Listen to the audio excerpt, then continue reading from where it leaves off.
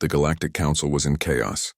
Representatives from dozens of alien civilizations crowded the golden chambers of the council hall, their elongated limbs and bright, shimmering eyes flicking nervously across the room.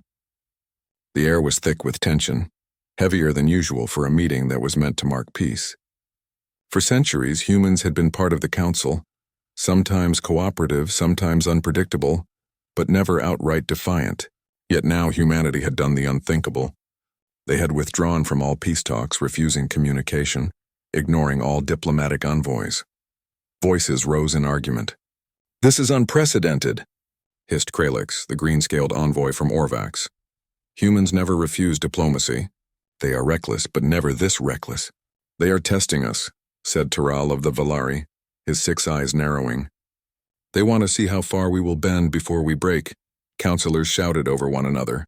Some feared that humans were preparing for war. Others thought it a bluff. Everyone knew one thing: no one truly understood humans. And in that uncertainty, panic took root. Far above the council chambers, in a hidden orbit near the human homeworld, Captain Sarah Holt watched the commotion through a reinforced viewport. She leaned forward, her fingers tracing the lines of star charts and strategic grids projected in the holographic display before her. To the council, humans might appear chaotic or unpredictable. But Sarah knew the truth. Humanity's strength came from planning, adaptability, and a willingness to do what was necessary to survive. Humans had faced countless threats over their relatively short time in the galactic stage. They had survived asteroid collisions, rogue AI uprisings, and alien fleets that outnumbered them 10 to 1. And yet, through all these trials, they had never relied solely on strength. They relied on ingenuity, courage, and the stubborn refusal to surrender. Sarah turned to her second-in-command, Lieutenant Marco Reyes. "Prepare the fleet for relocation," she said calmly. "Nothing aggressive, just positioning. Let them see we are ready, but not desperate." Marco raised an eyebrow. "Do you really think they'll understand that?" "They will understand soon enough," Sarah replied. Her voice carried no doubt, only certainty. They already should have. Back at the council, the debates grew louder. "We cannot allow this to continue," demanded Shara, the crystal-bodied representative of Vortil. "Humans are showing their teeth. If they are not stopped, the balance of power will collapse." "They are not showing teeth, they are showing us reality," whispered a young aide in the corner almost to herself. She had spent years studying human history, tracing their conflicts, their victories, and their uncanny ability to turn impossible odds into triumph. She understood what few others did. Humans were not like other species. They did not obey fear, tradition, or even superior firepower. They obeyed logic, adaptability, and an unshakable sense of survival. As the council debated, humans quietly moved. Mining colonies on distant asteroids were fortified. Research stations near gas giants were equipped with stealth shields. Small fleets hidden in asteroid belts adjusted positions so that no alien scanner could detect their presence without extreme effort. No broadcast announced their movements. No warning was given. Humanity had withdrawn from diplomacy, yes, but they were far from idle. They were preparing, and they were not afraid. The council remained oblivious. Envoys were dispatched, their messages polite but firm. "We wish to continue discussions," they said. "Please reconsider your position." But Earth's response was simple: silence. It was a silence that carried weight. A silence that reminded every council member of what they had always underestimated. Humans were patient, yes, but only for so long. They could wait for the perfect moment to act, and when they did, the consequences would be undeniable. On one particular observation post near the Kuiper Belt, Sarah Holt activated a holographic display showing alien fleet movements. Their ships were elegant, massive, and intimidating. But humans had studied every class, every weapon, every tactic. Using a combination of speed, stealth, and improvisation, even a handful of human ships could neutralize a much larger alien fleet. "Watch this," she said, tapping the display. A simulation began. A group of 5 human frigates approached a cluster of alien destroyers. At first glance, the humans were outmatched, but within seconds they executed maneuvers that the council would have deemed impossible. Energy shields were redirected, decoy drones deployed, and by the end of the simulation, the alien destroyers were stranded, their weapons neutralized, their crews bewildered. Marco whistled. "They won't see this coming." Sarah smiled faintly. "No, they won't. That's the point. Meanwhile, back in the council hall, suspicion began to grow. Some envoys insisted that humans must be bluffing, that they could not possibly hold their own against the combined might of the council's fleets. Others, the more cautious or experienced, began to reconsider everything they thought they knew about Earth. In a quiet corner, the young aide continued her research. She pulled up historical battles humans had fought against vastly superior foes. Time and again, humans had defied odds. They had taken the unexpected path, the path no other species dared to consider, and yet they had emerged victorious. A message arrived at the council. It was not a threat. It was not even a declaration of war. It was a statement. We have been holding back for centuries. Underestimate us no longer. The chamber fell silent. Whispers spread. Every representative turned to the communicator, trying to understand the implications. A few, the wisest, realized the truth immediately. Humans had never been weaker. They had been restrained. They had been testing, observing, calculating. And now the patience of humanity had run out. Council leaders scrambled to respond. Fleets were mobilized. Spy networks were activated. Everything moved at a feverish pace. And yet, even with all their power, the council could not see the full picture. Humans were not reckless. They were methodical. They were prepared. Far from the chaos, Sarah Holt walked across the command bridge of the human flagship. The crew moved with calm precision, aware of their place in the universe, aware of the stakes, and aware of their capabilities. She stopped at the observation window, looking at the stars. They thought they could intimidate us with fear, she said quietly. They have no idea what we are capable of, and she was right. The council had made a mistake that could cost them more than they ever imagined. Humans were no longer participants in a game of diplomacy. They were a force deliberate and unstoppable, and the galaxy would soon have to learn the hard truth. As the human fleet prepared for its first strategic maneuvers, the council remained in turmoil. Every alien species, from the smallest trading clan to the largest war-hardened empire, wondered how they could have misjudged humanity so completely. Because for the first time in the history of the galaxy, humans were not just defending themselves. Humans were taking control, and when they did, the consequences would echo across the stars. For Captain Sarah Holt and her crew, the path forward was clear. They would not attack without cause.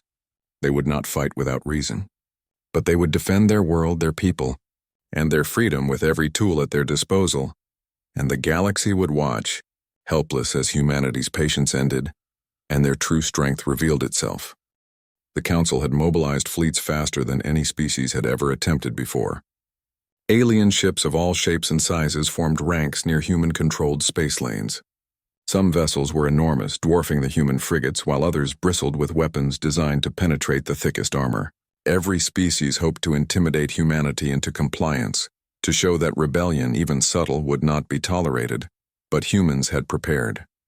Captain Sarah Holt stood on the bridge of the flagship Endurance, watching through the observation window as alien ships moved into position. The humans did not panic. They did not shout or argue.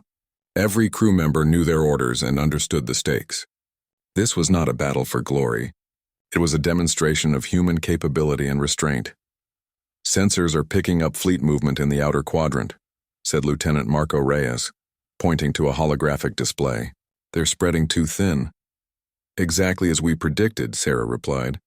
"We'll let them overextend. Then we'll show them why patience is dangerous for anyone who underestimates humanity." In the council chambers, panic had turned to confusion. Aliens watched their own sensors, trying to detect the full scale of the human fleet. And yet, no matter how many scanners they deployed, humanity remained elusive. Fleets appeared and disappeared, always in unexpected positions. Alien leaders argued furiously, blaming each other for the miscalculations. "They're everywhere and nowhere," Krelix roared. "How is this possible?" "No species moves like this. They fight like predators," whispered Shara. "They are not afraid of numbers. They are not afraid of firepower. They adapt and they control the battlefield without striking the first blow." Meanwhile, humans had begun their maneuvers. Small frigates zipped through asteroid belts, deploying decoys and electronic countermeasures. When alien scanners tried to track them, the ships vanished into dust clouds or behind asteroids. In simulation exercises that Sarah had overseen, even the Council's most formidable ships had no chance against such tactics. In one sector, a squadron of 10 human frigates faced 30 alien destroyers. Conventional wisdom would predict disaster, but Sarah had anticipated every possible move. The humans feigned retreat, drawing the aliens deeper into a narrow asteroid field. There, gravity wells and natural obstacles amplified the effectiveness of human sensors and weapons. With precise timing, the human squadron struck at weak points, disabling engines, scrambling weapon systems, and neutralizing shields. Within minutes, the supposedly superior alien force was rendered immobile. Back on the council station, alarms blared. "Report!" shouted the Valari admiral. They have trapped our destroyers," a panicked officer stammered. "We cannot break their formation." Every attempt fails. The council leaders exchanged nervous glances. For the first time, they realized that their assumptions about humans had been catastrophically wrong. Humans were not reckless or naive. They were clever, strategic, and capable of extraordinary adaptation. The silence that humanity had maintained during peace talks was not cowardice. It had been planning. In another part of space, scientists aboard the human vessels demonstrated their own form of ingenuity. Alien weapons that were supposed to be unmatched were rendered useless by electronic interference fields, clever countermeasures, and rapid reprogramming of human defense systems. The aliens had counted on intimidation and brute force. Humans had counted on thinking faster, moving smarter, and using every advantage the galaxy offered. Within the council, arguments turned to desperation. "We underestimated them for too long," Tyrrell admitted, his voice barely audible over the chaos. "We treated them as a minor species, and now we see the truth." "They never stopped being dangerous," Shara whispered. "We just never noticed until it was too late." Despite the escalating crisis, humans had no intention of initiating open conflict. Captain Holt made that clear in every communication sent back to the council. Humanity was willing to negotiate, willing to discuss peace, but only on terms that respected their independence and sovereignty. They would not bow, they would not beg, and they would not be fooled into submission. The council, humbled and shaken, finally agreed to a convocation of emergency ambassadors. They sent messages, not threats, not orders, but pleas. "We did not understand," they admitted. "We misjudged you, and we seek to correct our mistake." On the Endurance, Sarah received the message. She read it aloud to her crew. "They finally realized their error," she said calmly. "Let's remind them why patience matters." The next move was subtle but undeniable. Human fleets appeared in strategic positions across council space, visible to all but unreachable in any conventional sense. A show of power, yes, but not aggression. They had every capability to strike, yet they chose restraint. Every alien species now had proof. Humanity was a force that could not be ignored, controlled, or underestimated. Council leaders convened once more. The room was tense but quieter than before. The young aide who had been quietly studying human history spoke up. "They never fought us because they wanted to dominate," she said. "They never attacked because they wanted to teach a lesson. And now we see it clearly. Humanity is patient, strategic, and brilliant in ways we cannot fully comprehend." The message from Earth was sent once more. This time it was a simple, calm statement. "We will return to the table. Not as subjects, not as underlings, but as equals. Respect us, or history will remind you why we were never to be underestimated." Council members stared at one another. Pride had been wounded. Arrogance had been shattered. Fear had been replaced by awe. The galaxy, for the first time, truly recognized humanity's place among the stars. For Sarah Holt and her crew, there was no celebration. There was only focus, determination, and the quiet satisfaction of knowing that humanity had taken its rightful place in the cosmic order. They had withdrawn from talks, yes, but in doing so, they had shown strength, intelligence, and a willingness to act when others assumed they would not. The story of the human withdrawal spread quickly. Across alien worlds, from sprawling cities on gas giants to tiny outposts on ice moons, the tale was told. The humans who had been underestimated, who had withdrawn in silence, had revealed a brilliance and patience that no other species could match. Fear and respect intertwined, creating a new understanding. Humans were no longer unpredictable. They were a measured, unstoppable force. In the final council session, representatives approached the human envoy not with threats or ultimatums, but with humility. They offered cooperation, respect, and genuine negotiations. The lesson was clear. The galaxy had learned the hard way that underestimating humanity was not just a mistake, It was a disaster waiting to happen, and for the humans, the lesson had been simple. Stand firm, think ahead, and never allow arrogance to dictate the actions of others. Strength was not always in the first strike or the loudest voice. True strength lay in patience, intelligence, and the courage to act when the moment demanded it. Sarah Holt watched the council representatives leave, each returning to their fleets, their homes, and their civilizations with new understanding. She turned to Marco, her second-in-command, and smiled faintly. "They understand now," she said. Marco nodded. "Yes, but will they ever forget?" "Perhaps not," Sarah replied. "But they will respect us, and that is enough for now." As the human fleets quietly returned to patrol their territories, a sense of calm settled across the crew. The galaxy had witnessed the full measure of humanity, and the repercussions would ripple for generations. Peace had not been forced. It had been earned through brilliant strategy and the undeniable truth that humanity was a force unlike any other.